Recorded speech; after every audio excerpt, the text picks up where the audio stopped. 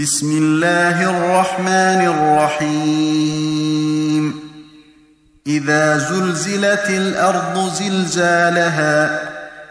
وأخرجت الأرض أثقالها وقال الإنسان ما لها يومئذ تحدث أخبارها بأن ربك أوحى لها يومئذ يصدر الناس أشتاتا ليروا أعمالهم فمن يعمل مثقال ذرة خيرا يره ومن يعمل مثقال ذرة شرا يره